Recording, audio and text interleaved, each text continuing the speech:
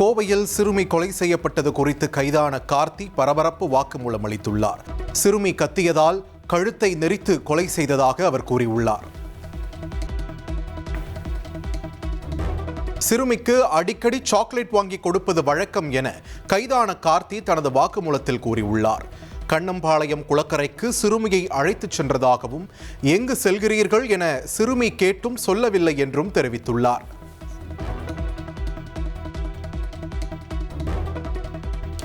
சிறுமி கொல்லப்பட்டதை முன்பே அறிந்திருந்த மோகன்ராஜ் போலீசாரிடம் அதனை மறைத்துள்ளார். போலீசார் மற்றும் உறவினர்களுடன் சேர்ந்து சிறுமியை அவர் தேடியதாக தெரிவிக்கப்பட்டுள்ளது.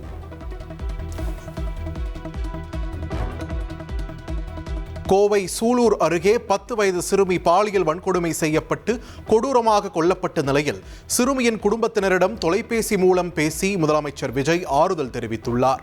குற்றவாளிகளுக்கு கடுமையான தண்டனை பெற்றுத்தரப்படும் என்றும் சிஎம் விஜய் உறுதியளித்துள்ளார்.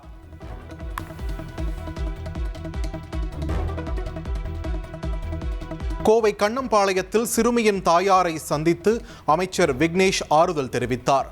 குற்றவாளிகளுக்கு உச்சபட்ச தண்டனை பெற்றுத்தரப்படும் என்று முதலமைச்சர் உறுதியளித்திருப்பதாகவும் அவர் கூறினார்.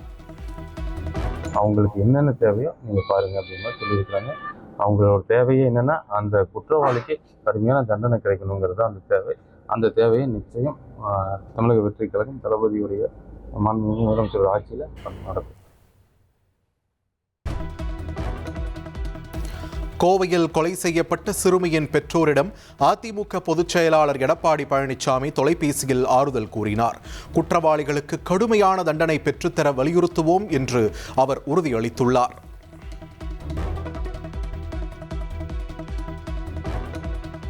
சிறுமியின் குடும்பத்தினரை சந்தித்து மத்திய இணையமைச்சர் எல் முருகன், தமிழக பாஜக தலைவர் நயினார் நாகேந்திரன் உள்ளிட்டோர் ஆறுதல் தெரிவித்தனர். குற்றவாளிகளுக்கு உரிய தண்டனை பெற்றுத்தர தீவிர முயற்சி எடுக்கப்படும் என்று கூறினர்.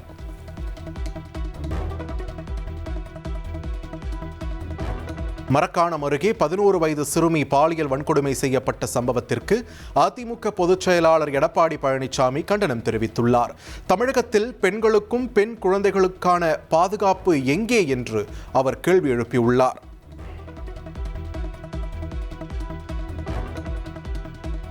ஆப்பிரிக்க நாடுகளில் எபோலா வைரஸ் பரவல் அதிகரித்து வரும் நிலையில் காங்கோ, உகாண்டா, தெற்கு சூடான் நாடுகளுக்கு செல்ல வேண்டாம் என மத்திய அரசு அறிவுறுத்தியுள்ளது. அத்தியாவசியமின்றி ஆப்பிரிக்க நாடுகளுக்கு செல்ல வேண்டாம் என்றும் மத்திய அரசு கேட்டுக்கொண்டுள்ளது.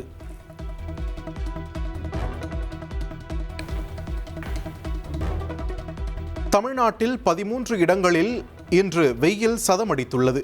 அதிகபட்சமாக வேலூரில் 106.9 டிகிரி ஃபாரன்ஹீட் அளவுக்கும், மீனம்பாக்கத்தில் 106 டிகிரி ஃபாரன்ஹீட் அளவுக்கும் வெப்பம் பதிவாகியுள்ளது.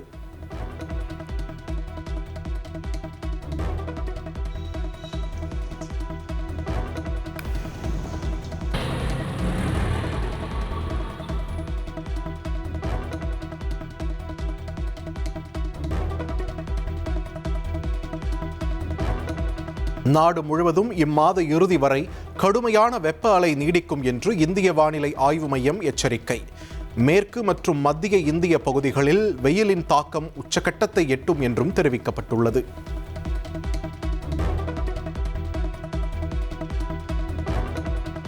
ஜார்க்கண்ட் மாநிலம் ராஞ்சி உயிரியல் பூங்காவில் விலங்குகளை குளிரூட்ட நிர்வாகம் சார்பில் ஏற்பாடு செய்யப்பட்டுள்ளது. கடுமையான வெப்ப அலையில் இருந்து வனவிலங்குகளை பாதுகாக்கும் வகையில் கூண்டுகளில் ஏர் கூலர்கள் அமைப்பு.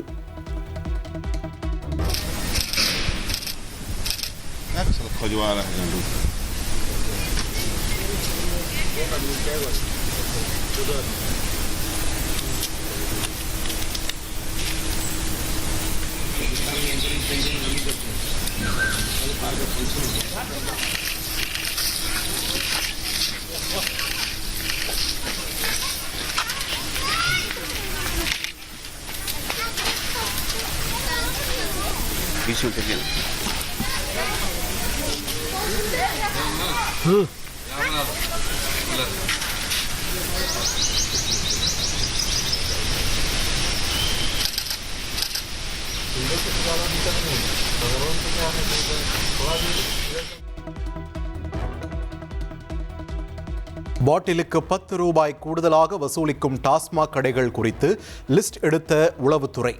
உயரதிகாரிகளுக்கு லிஸ்ட் அனுப்பப்பட்ட நிலையில் சம்பந்தப்பட்ட கடை ஊழியர்கள் மீது துறை ரீதியான நடவடிக்கை எடுக்கவும் பரிந்துரை செய்யப்பட்டுள்ளது.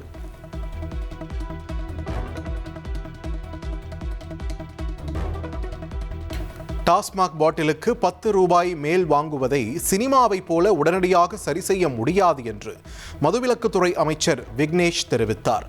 ஸ்டிக்கர் ஒட்டும் புதிய திட்டம் மூலம் 10 ரூபாய் வாங்குவது படிப்படியாக கட்டுப்படுத்தப்படும் என்றும் உறுதியளித்துள்ளார்.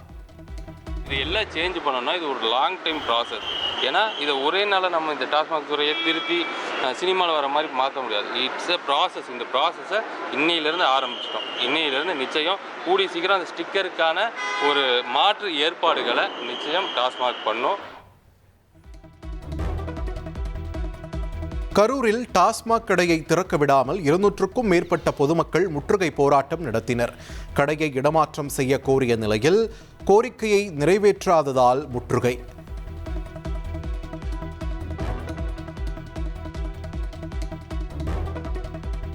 சேலம் மாவட்டம் ஓமலூரில் கல்லூரி மாணவர்களை குறிவைத்து போதை மாத்திரை விற்பனை. ஏற்கனவே 4 பேர் கைது செய்யப்பட்ட நிலையில் மேலும் 2 பேரை போலீசார் கைது செய்துள்ளனர்.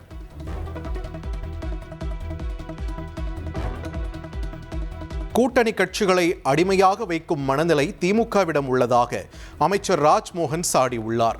கூட்டணி கட்சிகளை திமுக பண்ணையார் மனப்பான்மையுடன் கையாள்வதாகவும் அவர் விமர்சித்துள்ளார். அவர்கள் உயர்ந்த இடத்தில் வைத்து கூட்டணியில் இருக்கக்கூடிய கட்சிகளை ஒரு அடிமை கட்சிகளை போட்டு நடத்தக்கூடிய ஒரு பண்ணையார் மனப்பான்மை தான் நம்ம பார்க்கணும். ஜனநாயகத்தில் எந்த கட்சி யாரோடு சேர வேண்டும் என்பது அந்த கட்சியினுடைய தலைவரும் தொண்டர்களும் எடுக்க வேண்டிய முடிவு.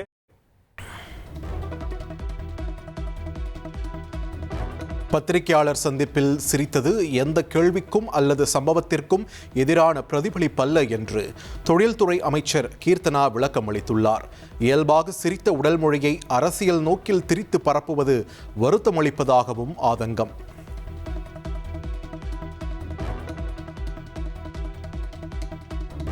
கடையநல்லூர் அருகே சிவகிரி காவல் நிலையத்தில் நிலப்பிரச்சினை காரணமாக விஷம் குடித்த விவசாயி சிகிச்சை பலனின்றி உயிரிழந்துள்ளார். போலீசார் தாக்கியதால் விஷம் குடித்ததாக அவரது மனைவி குற்றம் சாட்டியிருந்த நிலையில் காவல் ஆய்வாளர் காத்திருப்பு பட்டியலுக்கு மாற்றப்பட்டுள்ளார்.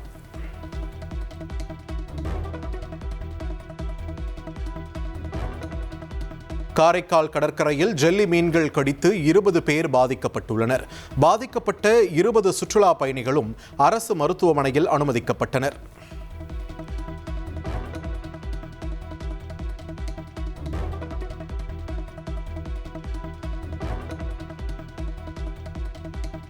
மேற்கு வங்க மாநிலம் ஃபால்டா சட்டமன்ற தொகுதி மறுதேர்தலிலும் பாஜக வெற்றி பெற்றுள்ளது. முறைகேடுகள் நடந்ததாக கூறி மறுதேர்தல் நடத்தப்பட்ட நிலையில் பாஜக வேட்பாளர் சுமார் 1 லட்சம் வாக்குகள் வித்தியாசத்தில் வெற்றி பெற்றுள்ளார்.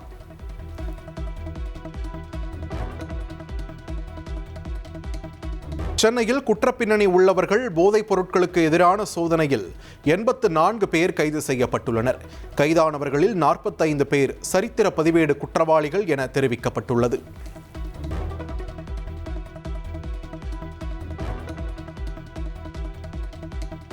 நாமக்கல்லில் முட்டை கொள்முதல் விலை 5 காசுகள் உயர்ந்து 5 ரூபாய் 70 காசுகளாக நிர்ணயிக்கப்பட்டுள்ளது. சென்னையில் முட்டை விலை 6 ரூபாய் 30 காசுகளுக்கு விற்பனையாகிறது.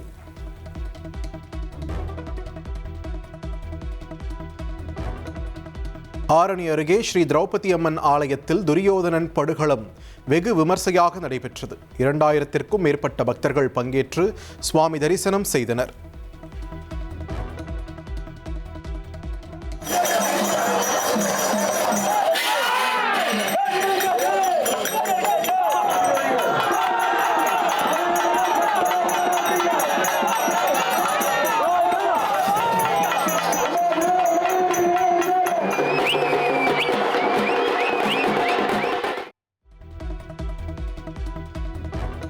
ஏற்காட்டில் 49வது கோடை விழா தொடங்கியுள்ள நிலையில் ஏராளமான சுற்றுலா பயணிகள் குவிந்தனர். இதனால் கடும் போக்குவரத்து நெரிசல் ஏற்பட்டது.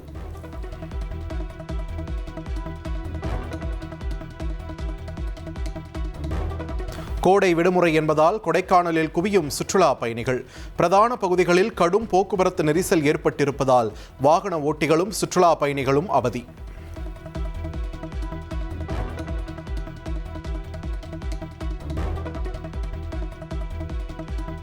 திருச்சி திருவானைக்காவல் ஜம்புகேஸ்வரர் அகிலாண்டேஸ்வரி கோவில் யானை அகிலாவின் பிறந்த நாள் கொண்டாட்டத்தில் அமைச்சர் ரமேஷ் பங்கேற்றார். அலங்காரம் செய்யப்பட்ட யானை கோவிலை வலம் வந்த நிலையில் அமைச்சர் ரமேஷ் யானைக்கு பழங்களை கொடுத்து வணங்கினார்.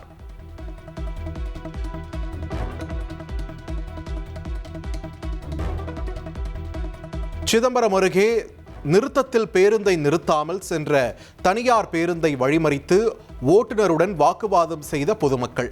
வட்டார போக்குவரத்து அதிகாரிகள் சம்பந்தப்பட்ட ஓட்டுநர் மீது நடவடிக்கை எடுக்க வேண்டும் என்று கோரிக்கை விடுத்துள்ளனர். எப்படி ஒரு சீட்டுக்கு நிப்பாட்ட மாட்டியா? ஒரு சீட்டுக்கு நிப்பாட்டியா மாட்டியா? இல்ல ஒரு சீட்டுக்கு நிப்பாட்டியா இல்லையா நான் கேக்குறேன். நிறுத்த மாட்டாங்களா? நிறுத்த மாட்டாங்களா? இருண்ணா, அவரே ஏன் குறுக்க போறாரு? பூசன் இல்ல, ஏன் குறுக்க போறாரு? ஒரு சீட்டுக்காக நிப்பாட்ட மாட்டியா? 2 நாளா அவரு இல்ல. பக்ரீத் பண்டிகையை ஒட்டி திண்டுக்கல் மாவட்டம் நத்தத்தில் ஆட்டுச்சந்தையில் 2 கோடி ரூபாய்க்கும் மேல் விற்பனை நடைபெற்றது. கிருஷ்ணகிரி மாவட்டம் போச்சம்பள்ளியில் சுமார் 5 கோடி ரூபாய்க்கு ஆடு விற்பனை நடந்துள்ளதால் வியாபாரிகள் மகிழ்ச்சி அடைந்துள்ளனர்.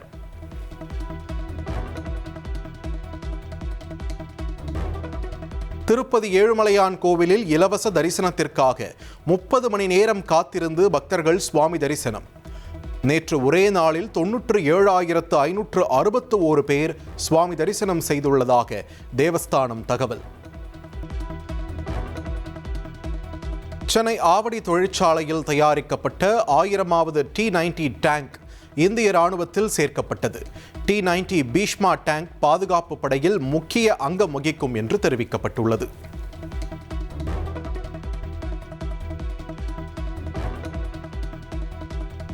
சீனாவில் இருந்தபடி ஹைதராபாத் நோயாளிக்கு ரோபோட்டிக் சிஸ்டம் மூலம் ஆபரேஷன் செய்து சாதனை படைக்கப்பட்டுள்ளது. சீனாவில் இருந்து 5G இன்டர்நெட் மூலம் 90 நிமிடங்களில் அறுவை சிகிச்சை வெற்றிகரமாக நிறைவு பெற்றதாக தெரிவிக்கப்பட்டுள்ளது.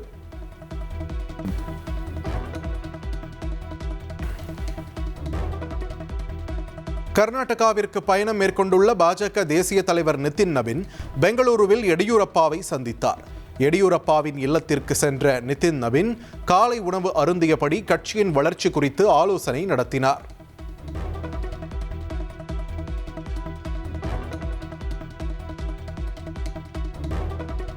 நீட் மறுதேர்வுக்கு செல்லும் மாணவர்களுக்கு இலவச பஸ் வசதி செய்து தர வேண்டும். மாநில அரசுகளுக்கு ஆம் ஆத்மி தலைவர் அரவிந்த் கெஜ்ரிவால் வேண்டுகோள் விடுத்துள்ளார்.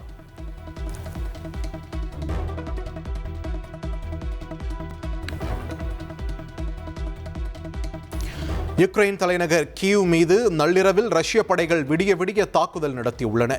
ஏவுகணைகள் மற்றும் ட்ரோன்களை கொண்டு நடத்தப்பட்ட தாக்குதலில் ஒருவர் பலியான நிலையில் 21 பேர் படுகாயமடைந்துள்ளனர்.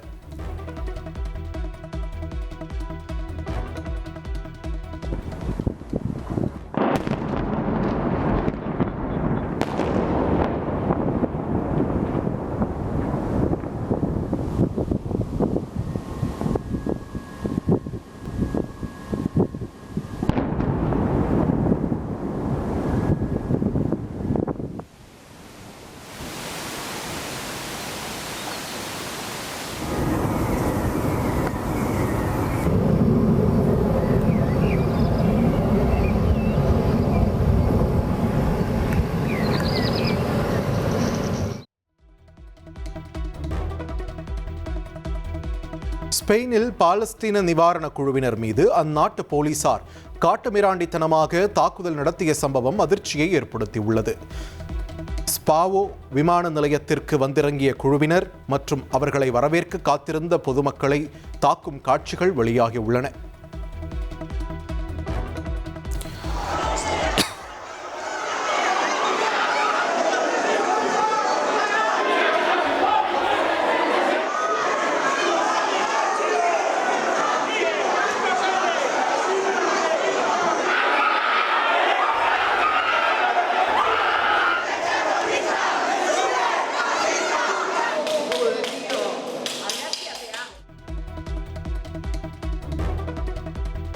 கருப்பு திரைப்படம் வெற்றி பெற்றதை கொண்டாடி வரும் இயக்குனர் ஆர்ஜே பாலாஜி அழகர் கோவில் 18ஆம் படி கருப்பு கோவிலில் 18 அடி உயரமுள்ள அரிவாளை காணிக்கையாக செலுத்தினார். படங்கள் தோல்வியடைந்த போது நடிப்பை விட்டுவிட்டு டிரைவிங் வேலைக்கு செல்ல யோசித்தேன். பேட்டி ஒன்றில் நடிகர் அர்ஜுன் உருக்கமாக தெரிவித்துள்ளார். உலக புகழ்பெற்ற கான் சர்வதேச திரைப்பட விழாவின் மிக உயரிய பாம் டி ஓர் விருதை வென்றது ருமேனியாவின் ஃபியாட் திரைப்படம். இரண்டாவது மிக உயரிய விருதான கிராண்ட் பிரைஸ் விருதை ரஷ்ய திரைப்படமான மினோடாரோ வென்றது. 79வது கான் பட விழாவில் செம ஸ்டைலாக பங்கேற்றார் நடிகை ஏமி ஜாக்சன். ரெட் கார்பெட்டை அலங்கரித்த ஏமி ஜாக்சனின் போட்டோ மற்றும் வீடியோவை கண்டு ரசிகர்கள் உற்சாகம்.